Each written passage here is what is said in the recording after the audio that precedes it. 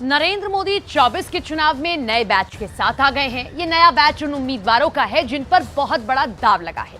देश भर में हाई प्रोफाइल सीटों की चर्चा है। नरेंद्र मोदी चुनाव से पहले पुराने चेहरे बदलकर कई बार विपक्ष को चौंकाते रहे हैं। तो क्या नए चेहरे का दाव 100% जीत की गारंटी है? क्या चेहरे बदलने से वोटर भी खिल जाएगा? चुनावी रिकॉर्ड क्या कहते हैं? और मोदी की ऐसी कौन सी रणनीति है जिसकी कार्ड विपक्ष के पास भी नहीं है? स्पेशल रिपोर्ट देखिए और समझिए कि मोदी ने कब कब चुनावी चेहरे बदलकर सरप्राइज दे दिया है।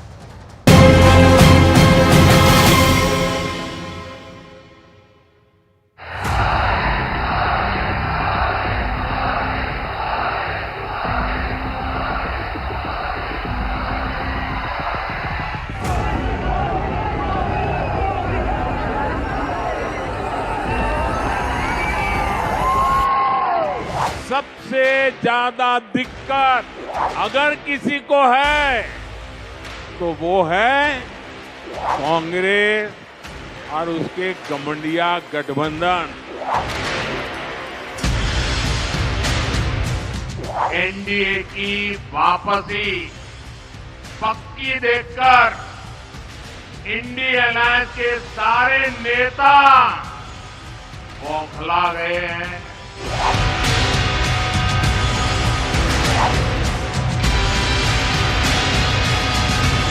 कांग्रेस की पूरी ताकत एक परिवार को ही आगे बढ़ाने में लगती रही।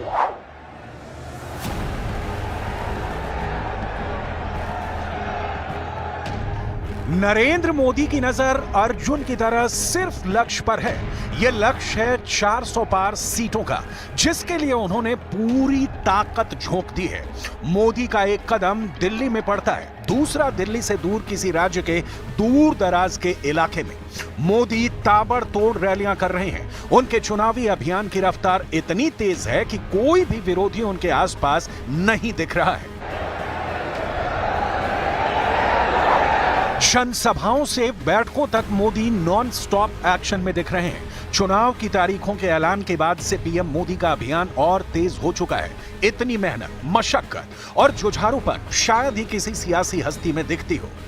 हालांकि नरेंद्र मोदी परिश्रम की पराकाष्ठा के साथ सदी रणनीति के बाजीगर कहे जाते हैं। उनकी सूझबूझ चुनाव प्रचार तक सीमित नहीं, मोदी बोल्ड स्टेप्स उठाते हैं, यानी ऑन द स्पॉट फैसले। उम्मीदवारों के चयन से लेकर दिग्गज चेहरों को तब्दील करने तक से मोदी कभी नहीं हिचकते। कमजोर कड़ियों में सुधार हो या फिर लगातार मुख्यमंत्री पद संभालने की प्रथा, मोदी एक झटके में परिवर्तन लाते हैं। यही मोदी का स्टाइल है, सही वक्त पर सही निर्णय। 24 के चुनाव में नरेंद्र मोदी का यही प्लान फिर जीत की गारंटी बनने जा रहा है। हाल ही में नरेंद्र मोदी ने हरियाणा की राजनीति के बड़े चेहरों में बदलाव किया है। हरियाणा में मनोहर लाल खट्टर की जगह नायब सैनी को मुख्यमंत्री पद की जिम्मेदारी सौंपकर मोदी ने कई समीकरण साध लिए हैं। बीजेपी लंबे वक्त से हरियाणा में महसूस कर रही थी कि गठबंधन सरकार में सब कुछ ठीक नहीं है। उस पर राज्य में बीजेपी की साझेदार जेजेपी लोकसभा की सीटों की मांग कर रही थी। इसके साथ ही लंबे अरसे से हरियाणा में मुख्यमंत्री पद संभाल रहे मनोहर लाल खट्टर के रहते एंटी इनकम्बेंसी का भी फैक्टर था। नरेंद्र मोदी ने एक फैसले से सभी दिक्कतें दूर कर दी। उन्होंने फौरन हरियाणा मुख्यमंत्री का चेहरा बदला। हरियाणा में बीजेपी का विजय रथ अब नायब सैनी आगे लेकर जाएंगे। ऐसे बदलाव कर मोदी सत्ता और संगठन के बीच का संतुलन बनाए रखते हैं। साथ ही ये संदेश देने में भी उन्हें सफलता मिलती है कि बीजेपी में छोटा से छोटा कार्यकर्ता सत्ता के शिखर तक पहुंच सकता है। भाजपा का कार्यकर्ता साल के हर दिन 24 घंटे देश की सेवा के लिए कुछ न कुछ करता ही रहता है। हम सबको जुट जाना है, हर नए वोटर तक पहुंचना है, हर लाभार्थी तक पहुंचना है, हर वर्ग, हर समाज, हर पंथ, परंपरा, सब लोगों के पास पहुंचना है। 2024 के लोकसभा चुनाव से पहले राज्य में मुख्यमंत्री बदलने की रणनीति एक बार फिर बीजेपी ने अमल में लाई है। इससे पहले भी 2023 या फिर और पहले भी मुख्यमंत्रियों को बदला गया है राज्यों में, और जब जब बीजेपी ने इस रणनीति का इस्तेमाल किया उसे सफलता का स्वाद चखना पड़ा चुनावी मैदान में।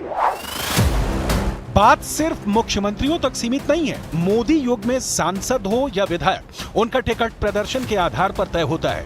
24 के चुनाव में बीजेपी ने दिल्ली की 7 सीटों में 6 नए चेहरे उतारकर साफ कर दिया कि परफॉर्मेंस पॉलिटिक्स पर पार्टी आगे बढ़ रही है। दिल्ली के सांसदों के जो चेहरे बदले गए और बीजेपी के नए उम्मीदवारों को भी जान लीजिए। नई दिल्ली संसदीय सीट पर मौजूदा सांसद मीनाक्षी लेखी की जगह बांसुरी स्वराज बीजेपी के उम्मीदवार हैं। दिल्ली की चांदनी चौक संसदीय सीट पर बीजेपी ने हर्षवर्धन की जगह प्रवीण खंडेलवाल को उम्मीदवार बनाया है। दक्षिण दिल्ली से रमेश बिधूड़ी की जगह रामवीर सिंह बिधूड़ी बीजेपी के कैंडिडेट हैं। उत्तर पश्चिम दिल्ली में बीजेपी ने हंसराज हंस की जगह योगेंद्र चंदोलिया पर दांव लगाया है। बीजेपी ने पूर्वी दिल्ली में गौतम गंभीर की जगह पर हर्ष मल्होत्रा को उम्मीदवार बनाया है। पश्चिमी दिल्ली में प्रवेश वर्मा की जगह बीजेपी ने कमलजीत सहरावत को टिकट दिया है। सिर्फ उत्तर पूर्वी दिल्ली में मनोज तिवारी इकलौते मौजूदा सांसद हैं जिन्होंने पार्टी का भरोसा कायम रखा है। टिकट बंटवारे से लेकर उम्मीदवारों के चयन तक हर पहलू पर भारतीय जनता पार्टी बहुत ही फोकस तरीके से काम करती है और अपने कार्यकर्ताओं को बहुत ही तवज्जो देती है। प्रधानमंत्री नरेंद्र मोदी के काल में छोटा सा छोटा कार्यकर्ता पहली कतार में जाने की हसरत पाल सकता है, और कई बार प्रधानमंत्री नरेंद्र मोदी ने तो चुनावी बाजी भी कार्यकर्ताओं पर विश्वास करके ही जीती है। गुजरात। नरेंद्र मोदी ने 2021 में एकाएक गुजरात में मुख्यमंत्री का चेहरा बदला था। वाजिब वजह थी, चुनाव 1 साल बाद होने थे, लेकिन दूरदर्शी लीडरशिप क्या होती है ये मोदी ने दिखाया। तब विजय रूपाणी को मुख्यमंत्री पद से हटाया गया था। वजह थी कोविड की दूसरी लहर के दौरान उनकी सरकार का प्रबंधन। कोविड की दूसरी लहर के दौरान गुजरात सबसे बुरी तरह से प्रभावित हुआ था। गुजरात उच्च न्यायालय ने टिप्पणी की थी कि दूसरी लहर के दौरान रूपाणी की सरकार की प्रतिक्रिया संतोषजनक और पारदर्शी नहीं थी।